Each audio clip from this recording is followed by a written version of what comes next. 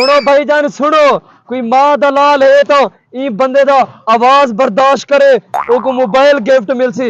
कोई मां दा लाल है तो शेरू पलवान हाय जेरा बंदा ई पहलवान दी आवाज बर्दाश्त करे उको मोबाइल। मैं वजह वजह आवाज़ां बर्दाश्त की बता, ये आवाज क्या है मेरे को? मेरे को लगता है कोई मां दा लाल कहे नहीं। आ गए मैं आ गया। मैं दी आवाज बर्दाश्त करे था। मैं आज बकरी का खीर पी के आया। मता के ख्याल चो भाई को घेन वन मोबाइल इजाए थी वैसी आए भी जाए थी वैसी पहलवान तेरा घेन वन। मैं पहलवान है गया मैं मोबाइल असो की ललियों दे बाल आई था खड़े असा भी पहलवान है। ओए जाया थी वैसे जाया निकलने वाली कर न तो पहले 100 रुपया फीस जमा करावनी है। फीस जमा करवा आवाज बर्दाश्त कर 50,000 रुपए का मोबाइल ते कोई नाम देसू। एक 500 रुपया।